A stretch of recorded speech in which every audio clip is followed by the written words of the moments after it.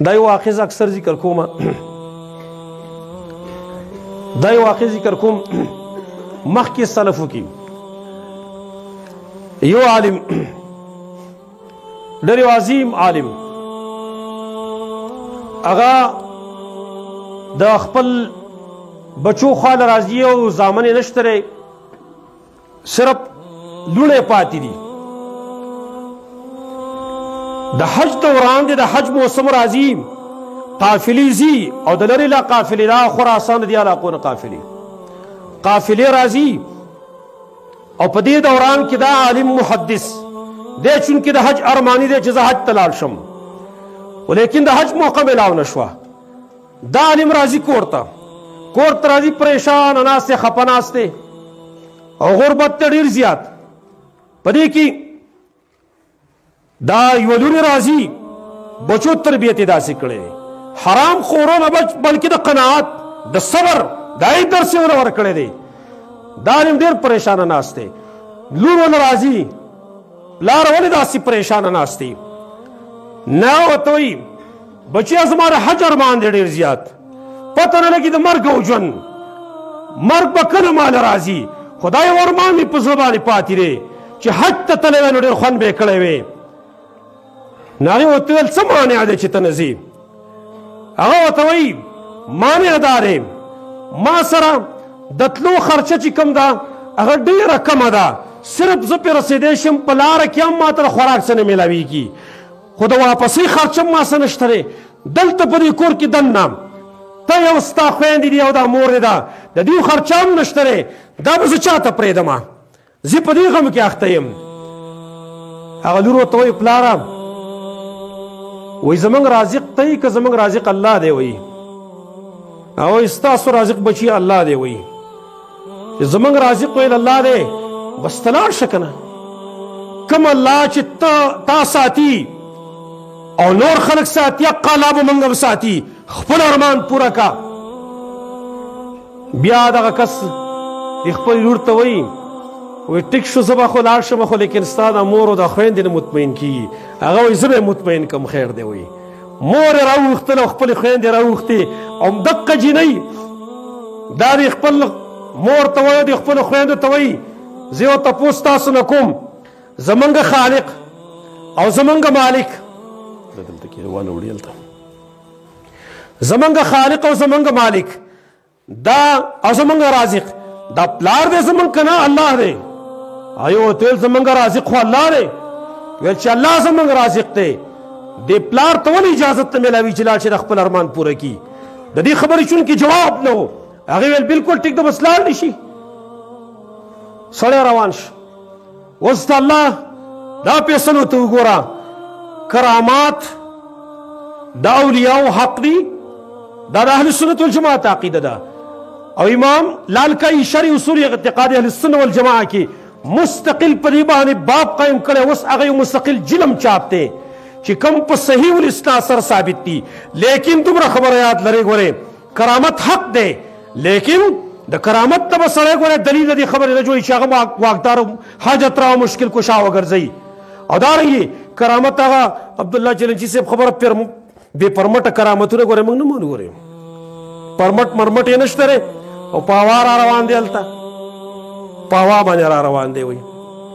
او کله کله وایي یاره جي وایي دا بره پسې پړی تړلی او نو د جواب کوي چې یاره پړی نه ښکاره کېده وایي کله کله دا بعضې یاران چې کوم دي دا وایي په هوا رواني دا یې مخکې جواب کړی دی شیخ الاسلام ابن تیمیه رحمه الله مجموع الفتاوا اول جلد کې اوږد تفصیل په دې باندې لیکلی دی اوږد تفصیل په دې باندې چې ډېر خلک داسې شته دی باطل پرست شیاطین چې کوم دي شیاطین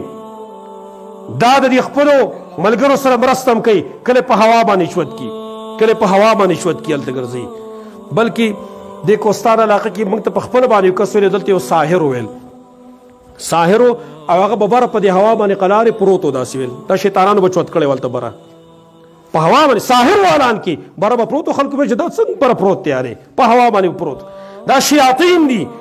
دا د خلک اوچتوي خلک وایي یاره جي وایي دا کرامت دی نه دغه کرامتونه نه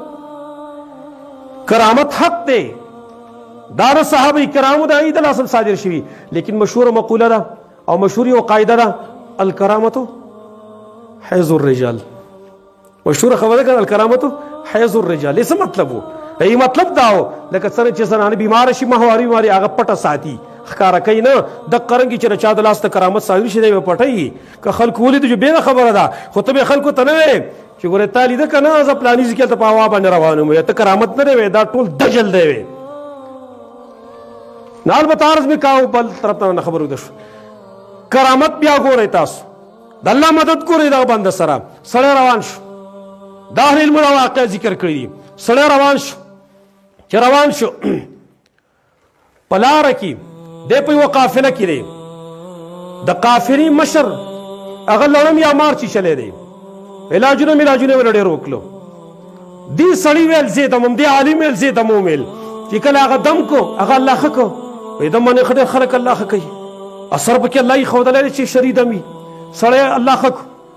هغه ته پوسو کول ته څوک ویلو وزره پلاني علاقې را راغله ویلو وته ویل د ټول سفر د تګ را تګ او استاد خرج خوراک ټول خرچ زما په ذمہ باندې شو وې دې عالم سوال وکول چې یا الله ما ته خپل نعمت خود دلتا او زما اولاد ما یوازې پرې خودلې دي هیڅوک دا سر پرست نشته دا هیڅوک مددگار هلته نشته سیواستانه یا الله خپل قدرت دا زما اهل ته وخیوالته په دا دوران کې وایي هغې سره خرچه ختمه شوې ده خرچه ختمه شوې ده نو لکه خو ډېر بېکاره شی دی نه خویندې وږي شوي دي مور یې وږي شوې ده غریبانانو خو سرپرست هم نشته دی نارینه هم نشته دی چې هغې ته وایي چې موږ له خورا سکاک راوړئ او حیادار خلک څه په کورونو کې هم نه ګرځي چې خلکو ته سوالونه وکړي بېله خبره چې دې زمانې خلک هغې هغه د حیا څادر غورځولی دی ښځې هم ګرځي سوالونه هم کوي او سړي هم ګرځي سوالونه کوي آیا خو حیاناک خلک وو په دې دوران کې وایي دغه ښځې دغه جینکۍ رالی خپل خور ته یو مور هم راله قاریږي ورته چې تا ویل چې لاړ شي اوس موږ څه وکړو دا څومره ورځ د خوراک نشته وایي هغې به خندل هغې به خندل پسې په دې کې وخت کې د دغه علاقې چې کوم والي دی د دغه علاقې والي په دغه علاقه باندې تېرېږي په دې کلي باندې تېرېږي خپل ملګري هم ورسره دي باډي ګاډان او نور کسان هم ورسره دي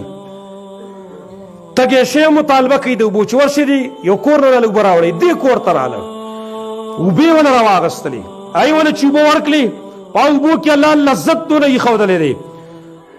چې کله والي او ګورنر د علاقې وسکلې تپوس یې وکړله دې ټولې علاقې اوبه داسې دي که نه دا یو ویل نه دا اوبه دقه یو شانته اوبه دي ټولې نه ویل دا خو بل شانته خوږې اوبه دي تپوس یې وکړه دا خلک څوک دی د کورنۍ نو هغې ورته وویله چې دا یو عالم دی یو محدث دی او هغه تللی حج دپاره تللی دی او دې کور کې هېڅوک نه دي پرېښودلي دا هغه کورنۍ ده ویلو هغه وویله چې ښه نو د هغې یو کمربند و منطق په ورته کې کمربند هغه کمربند کې به مخکنو خلکو جواهرات پټ کړي ولته هغه کمربند وسپړو او ټول ملګرو ته ویل چې په تاسو ټولو لازم دی چې خپل کمربند دې وسپړئ او دا دې کور نه ورکړئ چې د هغه خپل مشر د راتلو پورې خپل خرچه دې وکړي ویله کور کې هلته سیبه د جواهراتو داسې یو پڼ ولګېده خلک خوشحاله شو په دې دوران کې هغه جنۍ ته په جړا باندې شوه کومه جنۍ چې اجازت یې ورکړی دی په جړا باندې شوه هغه مور ورته وایي او خویندې ورته وایي مخکې تا خندل او موږ به جړل اوس موږ خاندو ته جاړې دا څه قیصه ده نو تربیت ولا خپل پلار په کوم انداز کړی هغه څه وایي هغه وایي جاړم په دې باندې چې دا خو یو انسان دی دا ګورنر یو انسان دی او منګه معمولی احسان وکړه دغه سره معمولی احسان هم دغه سره وکړو او هغه دومره څه موږ له دلته راکړه چې زموږ د ټول عمر کافي کېدلی شي نو چې موږ د خپل رب بندګي کوو په اعلی طریقه باندې چې موږ ته د احسان په نظر باندې وګوري دغه نعمتونه به څومره وي